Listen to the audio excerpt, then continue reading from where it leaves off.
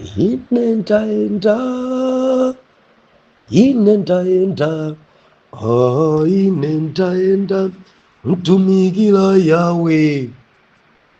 Malawi ndaenda, Mozambiki ndaenda, Safirika ndaenda, kumtumikila Yahweh.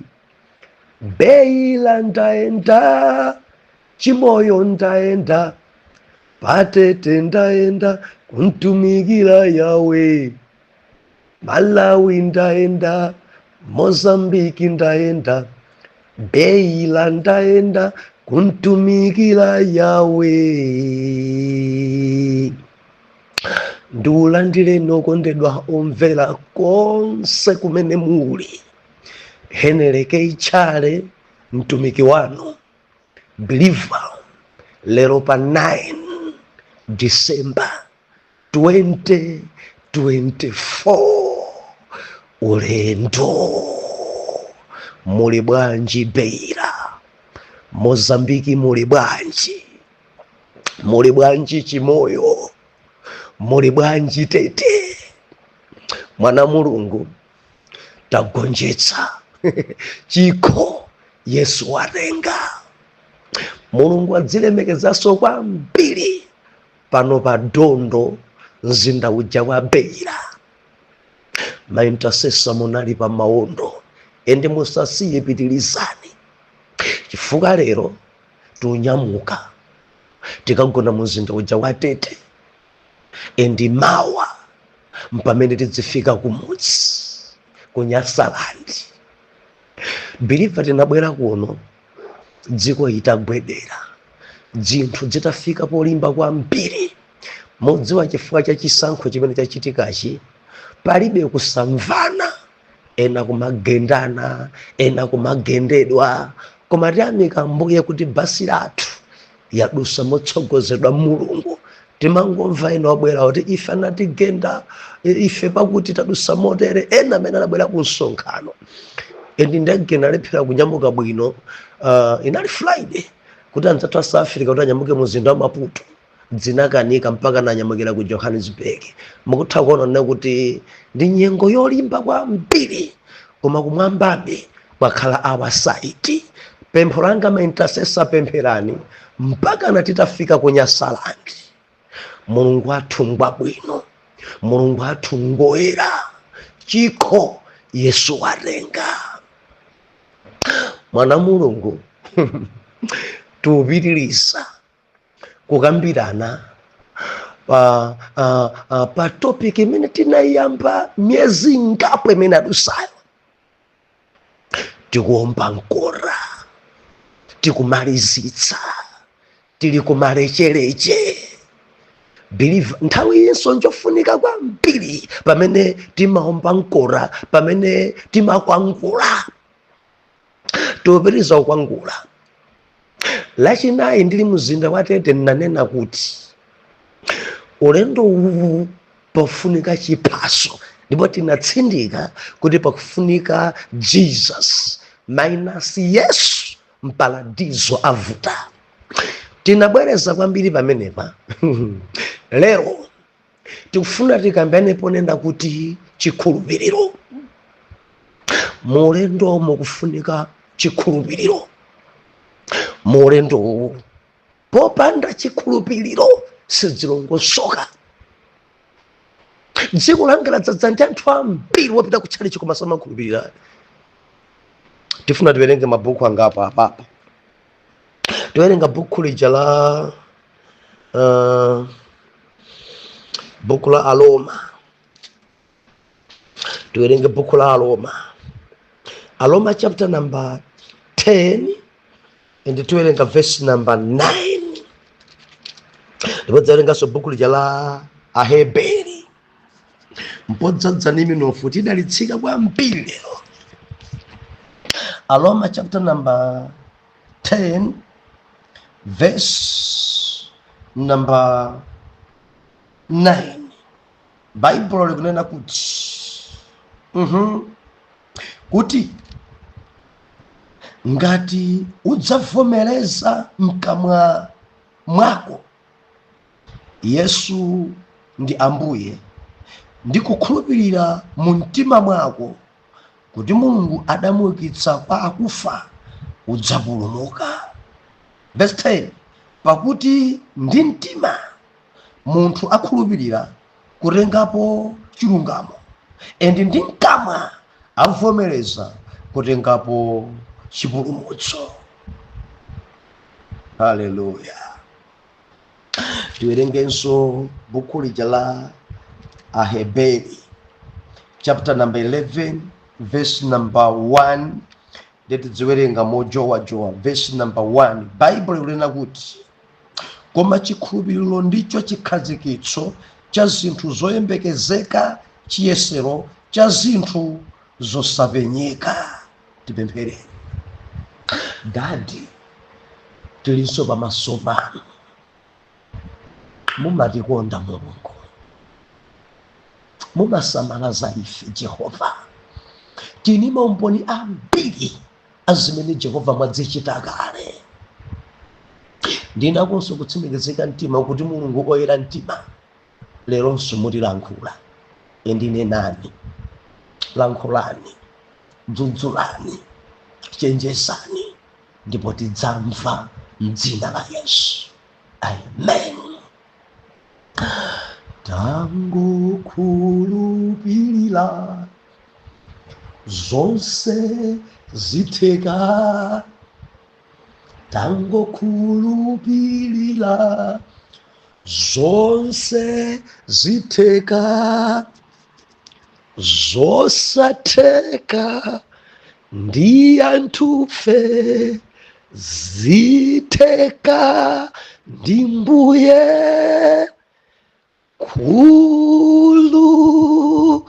Khulupirira zonse zitheka. Believer, tili pamene balero tiphwasula, tinenepa, ndi tiyenda ndi chikhulupiriro. Ana yawe sabata yatha lachinayi lija, chifukwa lachisanu sitidaonane, panali vuto yoti malo otumikirana vuta. Nditafika ku mzinda wa Beira, nditinagona anthu ambiri mulumu, panalipo vuta bekuti utumikire cha mathiri anzako akugona. Ndinadzadziwisa kumkati wa moyasekera kuti tauza nabusa Juma Ngolowa amene muli magulupu ndi ajuma munakhwasula, munadyanso kwambiri. Tifuna tipitilize pamene tikuomba nkota mu topiki ya ulendo.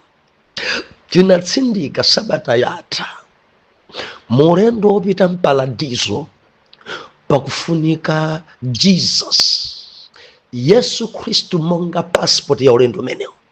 Ndinatsindika kunena kuti ngati mulibe Yesu kulipo kumene mukupita.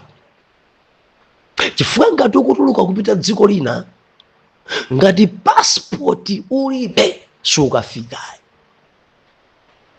Mwina pa dziko pano mukhoza kumajera za mchire mango udusa ndi apa zachidule, koma nangati kuli mpaladizo kulibe chidule. Ena ndilankhula nanu pano muli ku South Africa koma passport mulibe, mudangodusa za mchire ndipo mangoonanso ngati kumwambaso mudzadusazo za mchire mwauponda. Kudziko kuno kuli makhuluku amene amangodusa ndi mchire, makhuluku amene amangodusa ena kwesa makontena, kudusa zimakontena za katundu mpaka na kumangobisidwa mpaka na kupita maiko ena. Ndimafuna ndiulize kwerere na kumwamba kulibe dolo, kumwamba kulibe dolo. Minus Jesus iwananikoni ngati mumakhumbira za heaven, koma ngati Yesu mulibe kumwamba kwafuta. Ndeti manena kudziko kuno kuli maprotoko, kudziko kuno kuli madoctrine, kudziko kuno kuli dzipembedzo, kudziko kuno kuli aneneri, kudziko kuno kuli machalichi. Sidzolakwika kukhala ndi aneneri, sidzolakwika kukhala ndi machalichi ambiri, sikolakwika kukhala nadzo dzimadoctrine, sikolakwika kukhala ndi maprotoko. Koma ngati protoko yanu ikunchosapo Yesu, simukupita kumwamba. simukupita kumwamba. Chipembedzo kuti anthu ali kalikiliki chichewa china, anthu atangwandidwa tinenepo bwa, anthu ali bize ndi madoctrine achipembedzo chawo. Mudzapeza ena chani protoko yawo imaumiriza kuti sangaende ngati nkhosi mwawo saika kenakake. Protoko ya chipembedzo amakhulupirika kuyika kanthu nkhosi mwawo, kandi ndi ulusi kakamakhala ka necklace, ena amachita kumanga miyendo, ena sangapite pa ulendo ngati sarenga ndodo. Ndi chipembedzo chawo amakhulupirira ndodo m'manja, kulikonse kumene angapite ndodo, kakupita kumunda arenga ndodo, akupita ku ofesi arenga ndodo, monga mmene chilili chipembedzo chawo. Koma chimandikhudza, amakumbukira ndodo koma satsagana ndi Yesu. Amakumbukira kurenga kanikilesi nkhosi, amakumbukira kumanga dzimaulusi zawo m'manja, ena kudzimangira nkhosi miyendo zimene aneneri apasa, koma amayiwala Jesus. Vuto yayikulu imene yadzadza ku dziko ndi imene anthu akuyiwala kutenga Yesu, akumatenga dzachipembedzo. Ndeti nanena msabata yatha dzitichedwesa, tikugwira fuwa la moto, tikugwira zinthu zopanda moyo, tikugwira zinthu zimene sizikatifikisa mpaladiso, tikugwira zinthu zimene tilira nazo. Chipembedzo minus Jesus ndi gahena. Chipembedzo kuchosapo Yesu ndi kumoto. Ngati chisomo chokakamira Yesu painu palibe, mwana Mulungu ndinenepo era pano, opanda Yesu sakapulumuka. Amene alibe Yesu, amene sadavomereza Yesu,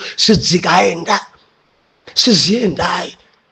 Tiyamika Ambuye kuti zovala zoyera mumavala, endi simungavale za checks mizere simumavala, cha red simumavala, cha black simumavala, according ndi chipembedzo chanu. Koma kuvala choyera minus Yesu ndi chiwonongeko. Alipo ena ndevu sametayi, ndipo amachita kuongola nazo rangaza, akati achipembedzo. Simmameta ndevu, mumazisunga ndevu kwambiri. Sukuti mkulakwika bilifa nenepo era pano kusunga ndevu suchimo ya. Koma kusunga ndevu minus Yesu ndiye kulakwitsako, ndiye kudodomako, ndiye kuperewera kwa nzeruko. Chifukwa ndaonapo ine anthu ali ndi ndevu zambiri akazinso ali nawo ambiri. Banja tanawo kasikisi azimayi ndevu asunga koma sadansunge Yesu. Mpala ameta koma sadansunge Yesu. Kanekitayo amanga kokongola kwambiri koma alibe Yesu. Avala chinkancho chabwino cha white koma alibe Yesu. Zovala dzachipembedzo, zovala zokongola, maduku oyela, church uniform abwino black and white, akamaimba kwaya nkumati tikudalitsika, koma vuto alibe Yesu. Ana Mulungu tikusweka Yesu, mulendo tikusweka Yesu, kuti tikalowe pafunika Yesu, kuti tikafike pafunika Yesu, kuti tikapulumuke pafunika Yesu. Only Jesus. Zonsezo mchabe, gwirisa Yesu, mkakamire Yesu. Tingwirisa Yesu, ena daimba choncho nyimbo yao, abale tingwirisa Yesu, kanja chisenaga ama imba choncho, tingwirisa Yesu, tingkakamire Yesu. Dzinazi nchabe, dzinazi zitipusisa, nkakamire Yesu. Mulendo tikafika ndena chenjeza ine kuli mahampu tikumana nazo pena nkumaenda kwa dzimahampu zilipo dzimiyala kukumbika kwa nsewu mawa rifukula pamenepa zimene tikukumana nazo munsewu ene tidzatumikira ndili kuti mawa mawa tili pamene pamawa zokumana nazo munsewu just kungopaza basi. Mawa ndili mumzinda wa Tete. Haleluya, Mulungu amene tikumpembedzayi. Haleluya. Lelolo ifanani nako topiki ikuyendera limodzi, popaza, potani, pomba nkora, pokwangula. Tunena kuti chikhulupiriro. Pasaji tawerengeja kwa Roma. Kwa Roma achita kutsindika. Roma chapter number 10 verse number 9. Ngati mawabwa choto ngati ungara ngati ungakhulupirire kuti miti paonenso pamenepo pamadalitsa kwambiri. Ngati uvomereza mkamwa mwako Yesu ndi Ambuye ndi kukhulupirira mu mtima kuti Mulungu Yesuyo adamuukitsa kwa akufa, udzapulumuka. Titanena nkhani ya Yesu sabata yatha ndili mtete. Letu unena kuti pali zinthu idzi zimayenderana. Chikhulupiriro ndi Yesu. Tikamanena za chikhulupiriro, tikhulupirire ndani? Agogo? Tikhulupirire ndani? A president? Tikhulupirire ndani? Chipembedzo? No. Bible inena kuti mkamwa mwako ukangovomereza kuti Yesu ndi Ambuye ndi kukhulupirira mu mtima mwako kuti Mulungu adamuukitsa Yesu kwa akufa, kukhulupirira mu mtima mwako kuti Yesu adauka, udzapulumuka. Timatsindika kunena kuti napa chipulumutso tisayikepo mapoloto kwa chipembedzo, tisatsogoze chipembedzo chathu. Ena kadzangodzuka bilife neni maliza khwerere poyera pano, ena kadzangodzuka kulengeza zinthu zina pa chipulumutso minus Yesu akugwesana kupompo, ndipo choka nipo nakupusisani.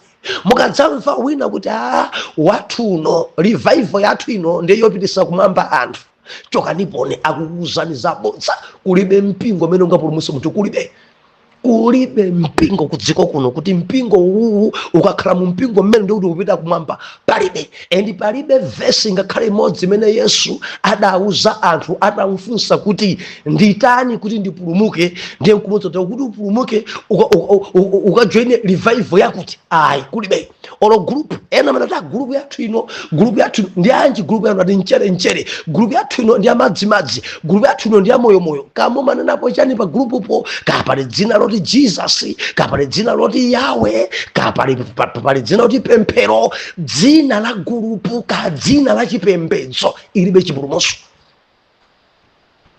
Kulibe chipulumutso, palibe chipulumutso. Ka tsiku lopemphera musadzanamizidwe ni munthu tsiku koma iyi ayi. Yesu adafunsidwa nditani kuti ndipulumuke, adayankha bwa.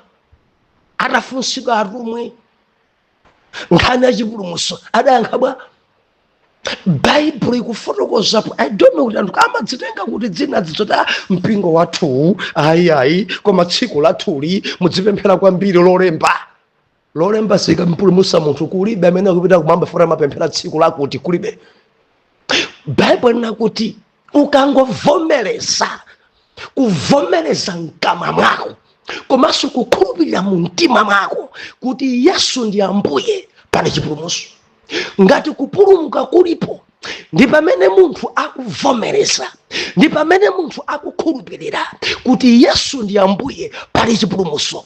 Osati kupemphera usiku, osati kupemphera mbanda kucha, osati kupemphera pa mtengo, chifukwa alipo chipembedzo china Saulo akupemphera mchalichi atife koma pa mtengo.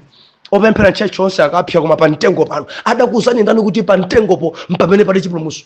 Ena kukhala pa mpando banja tisamakhale pa mpando koma tizikhala pansi pa mtengo pano. Adakunamizani ndani kuti mukakhala pa mpando ntchalichi ndiye kuti mwachimwa? Haleluya. Zimapolotoko zachipembedzo zilipirisa kupompo tadzitaya. Mkakamire Yesu, mkakamire Yesu, mkakamireni Yesu ana Mulungu. Masiku tili nawo ano ndi masiku okukakamira Yesu. Masiku ano musaende nokha, masiku ano musachite nokha, masiku ano musamapemphere nokha, musamaimbe kwaya nokha, masiku ano musamakhale nokha pa intercession and musamapemphere kuchipembedzo nokha opanda Yesu. Zisokonekera, zisokonekera. Ambuye atithandize. Tikukamba za chikhulupiriro. Believer tikamanena kuti chikhulupiriro akudinga ndi mawu amene tawerenga awa, pakuoneka kuti munthu kuti apulumuke pafunika chikhulupiriro, akhulupirire mwa Yesu Khristu. Chifukwa cha buku tawerenga kwa Hebrew chapter number 11 kuti koma chikhulupiriro ndicho chikhazikiso cha zinthu zoyembekezeka, chiyesero cha zinthu zosapenyeka. Buku la Efeso chapter 2 verse number 8 Bible ikunena kuti pakuti muli opulumutsidwa ndi chisomo mwakuchita mwachikhulupiriro. Believer pali chikhulupiriro ndife opulumutsidwa mwachisomo, meaning tikamanena chisomo ndiye kuti kulandira zinthu zosatiyenera, kuyanja kosatiyenera ndi chisomocho. Koma chisomo kuti chipezeke dzachitika chifukwa cha chikhulupiriro mwa Khristu. Mumakhulupirira ndani inu? Chikhulupiriro chanu chili pa ndani? Mumakhulupirira ndani amene angakupatseni moyo? Mukamadwala mumakhulupirira ndani wamachiritso? Mukhulupirira ndani? Bible inena kuti chikhulupiriro ndicho chikhazikiso cha zinthu zoyembekezeka, chiyesero cha zinthu zosapenyeka. Verse number 6 ana kuti nkosatheka kumkondweresa Mulungu popanda chikhulupiriro. Ndinene ndinu ma intercessor, nzosatheka kukhala ukondweresa Mulungu. Chichewa china nzosatheka kupulumuka ngati chikhulupiriro ulibe. Nzosatheka kukafika pa ulendowo ngati mulibe chikhulupiriro. Chifukwa opanda chikhulupiriro amathawa nthawi yosathawa, opanda chikhulupiriro amalira nthawi yosenera kulira, opanda chikhulupiriro amakhumudwisa, opanda chikhulupiriro sathandiza pamalo, sathandizayo. Tukamba za chikhulupiriro. Chikhulupiriro ndiko dziko kuno kuli mitundu ya chikhulupiriro. Chikhulupiriro cha chilengedwe. Tikamana kuti chikhulupiriro cha chilengedwe ndi cha chibadwidwe aliyense babadwa nacho mwachitsanzo. Mudzapeza makolo makamaka nthawi ino anthu apita akadzala kumunda mvula yasakuiona. Chikhulupiriro chimenecho chopita akadzala kumunda chicha kakasosa kumunda chicha sizimatengera kuti kapena pemphereredwe mwina oyamba kudzala makhalanso mfiti uhule wa chabe kungobereka ana opanda bambo bwinobwino. Mudzampeza kuti anacho chikhulupiriro tenti kadzale mene kukutentheramo mene mtambo ukuonekeramo igbapo mpano mvula yosakuiona riyayi. Mene ndikumvera kutenthamo igbapo mpano ndipo zimene akulankhula mkama mwachemo simadusa masiku awiri mudzamva mvula ijaba didi mvula iyo igba ankanena ndani hule wa chabe mfiti ya munthu. Chikhulupiriro chimene chija ndi chikhulupiriro cha chilengedwe. Believer umatha kutenga machesi kutenga nkhuni azimayi akafuna kuleza moto sakuona ngati maudzu kuyika amakhulupiriro. Ndikangotenga machesi amodzumo kungupanga pachikaka pakwa moto yaka zimeja sizimafunikanso kuti utchaliche nabusa mpeni nzachibadwa kutsegula wireless mausakumvera nthawi 7 tatsegula timvere zodiac nkhani sakudziwa kuti zodiac kuli nkhani koma chikhulupiriro kuti ukangopanga oni wireless yamba kuimba ono nyumba muli blackout tapita ukapanga switch on paja sindikuona amakhulupirira kuti mukangopanga on paja ndekuti mababu amagetsiwa ayaka ndi chikhulupiriro koma chachani chachilengedwe sichikufunikanso maphunziro nchachilengedwe nchobadwa nacho ndi mtundu wa chikhulupiriro. Namba 2 tili ndi chikhulupiriro cha chipulumutso chimene chimadza ukamva mawu a Mulungu cha chipulumutso. Namba 3 tili nacho chikhulupiriro chimene chili chipatso cha Mzimu Woyera, Agalatia chapter number 5 verse number 22 kutsika musimu. Namba 4 pali chikhulupiriro chotchedwa kuti mphatso ya chikhulupiriro. Tili modzika pali chipatso ndi pali mphatso mpofunika paso kutambasula kwa mpirifa pali nkhani. Tili modzi mwana Mulungu mphatso ya chikhulupiriro. Akorinto chapter 1 Akorinto chapter number 12 1 Akorinto chapter number 12 kuyambira verse number 8 mkutsika nalo pali mphatso za Mzimu Woyera 9 imodzi mwa iyo ndi chikhulupiriro. Lero tukamba za chikhulupiriro cha chipulumutso chimene chimadza ukamamva mawu. Ndi ku buku la Aroma apitiliza kutsindika makamaka pa nkhani imene Aroma chapter number 10 munolo tiwerenge limodzi verse number 11 ndi verse number 12.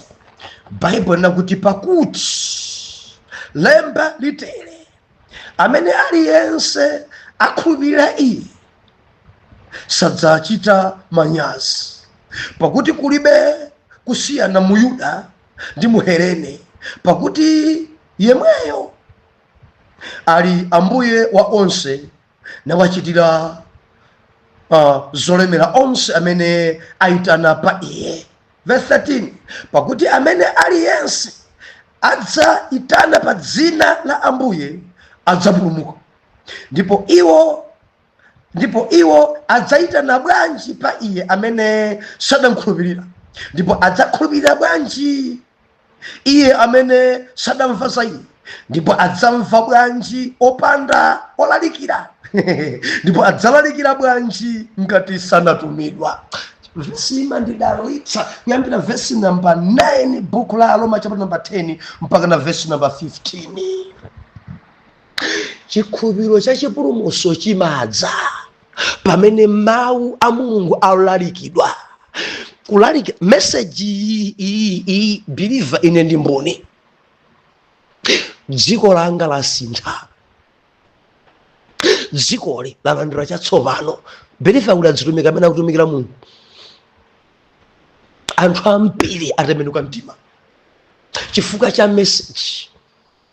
Ena muna kuchechi sapita kuma pa phone pomwepa ndini maumboni pa nkhani ambiri believer ambiri. Chikhulupiriro cha chipulumutso chimadza pamene timva ulaliki.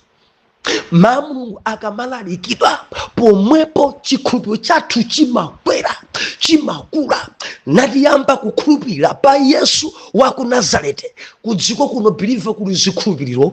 Ena amakhulupirira zimene Ambuye awo adawuza, ena amakhulupirira milungu ya makolo awo, ena amakhulupirira zawo zopanda moyo. Moti ena akamapita akadzala amadzala ndi zimene Ambuye awo adawuza. Ena pofuna kulowa mbanja amalowa mbanja ndi zimene adalangiza anthu ena zopanda pake. Ndimafuna ndilize kwerere.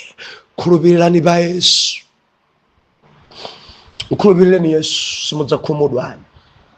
Mkhulupirireni Yesu simudzakhumudwa.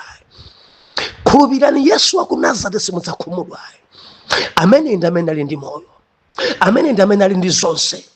Ndimafuna ndikumemeni. Ena tikudusa mu nyengo zosamvetseseka ndati tikukwangulatu. Tikukwangula kati maliza mawali kati maliza wiki onse tikukwangula koma believer pali minofu. Ndimafuna ndikuchenjeze. Khulupirira pa Yesu. Ndi ukamba ndi wina zinthu sidzikuyendayi. Khulupirira pa Yesu. Chikhulupiriro Bible nakuti chikhulupiriro ndicho chikhazikiso cha zinthu zoyembekezeka, chiyesero cha zinthu zosapenyeka. Ndikunena ndi wina wadikirira kwambiri, wakhala pamenepo kwa nthawi yayitali kusataye mtima. Chikhazikiso cha zinthu zoyembekezeka, kuteko kuyembekeza zinthu zina kwa maso ako sikuonayo. Ndikamba ndi wina ngwa chikhulupiriro zimene maso achakuona si zimene anzachakuona. Ndikunena ndi wina mamuna alibe koma m'maso mwacha mamunayo. Ndikunena ndi wina kudusa munyengo zokulukutika kwambiri umphawi koma m'maso mwacha akumaona nyumba ya malata yake, akumaona chigalimoto chilenja chake, akumaona chishopu chachikulu ngakhale capital alibe. Ndikukamba ndi wina ndi mzimayi akumamuona ndithu, akumaona ndani Adamu wake mwapadera amachita kumuona chikhulupiriro. Ndikunena ndi wina olopa bedi ali eka koma mbali inayi amaperekako mpata nkogona darling uku chikhupe chimenecho uku nkogona amunanga amapemphera Ambuye ziko mamunanga abwera nthani alonse malo awa ziko Ambuye olo ndikufunsidwa sidafunsidwe koma amapereka mutu nkogona amunanga. Chikhulupiriro chikhazikiso cha zinthu zoyembekezeka, chiyesero cha zinthu zosapenyeka. Ndi maso akuthupi sumaona koma umayembekezera chichitika. Ndikunena ndi wina ngakhale ali kumalawi kuno koma akukhulupirira kuti one day adzakhala mu America, adzapita ku UK, adzapita ku South Africa, adzapita ku Mozambique. Akukhulupirira, maso akuthupi sakuona koma mkati akudziona no sindikutha chonchi.